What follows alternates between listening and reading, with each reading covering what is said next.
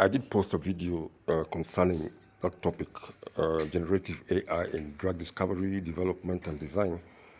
And the gentleman pictured on the right, whom I told you has a name of Russian origin, actually gave a very good overview of the whole process that takes place within that system.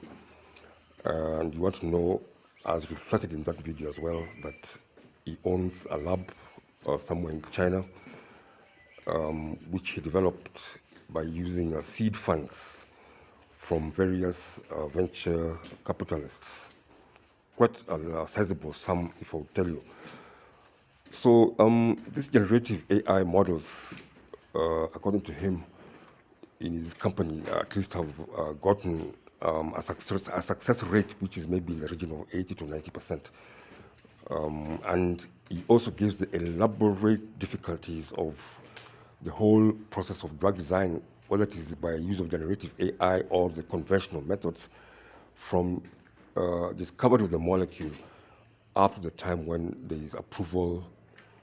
There are some stages in between there where even you have to get permission to actually do clinical trials or clinical tests.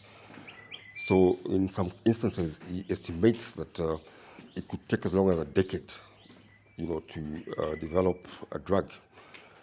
But he says that with this generative AI models, that time lapse, can be reduced remarkably.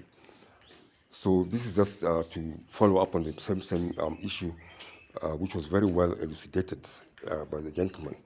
Luckily enough, the interviewer also was fairly good.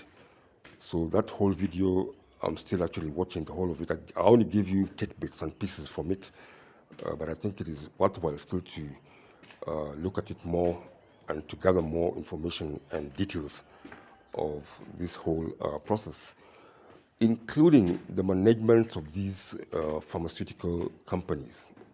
Like you see in this case, he said that at some point in his development of this system, he had to partner with big players in the big pharma, as we call them. And he realized that in these companies, there are normally a lot of these volatilities in terms of, or volatilities or turnovers of people who are working within those companies. And that, he says, is one of those kind of like drawbacks in these partnering with big pharma, because of these high turnovers of CEOs, high turnovers of chief scientists, and other top managements within those firms. So it's a whole industry which, apart from the aspect of generative AI models, it can be looked at more deeply in its conventional status, not only in terms of the generative AI models.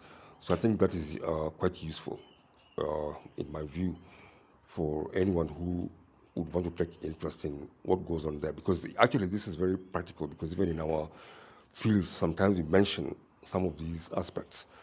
And of course, naturally, also you'll be drawn towards this because sickness, aging, and the like are part of the economy.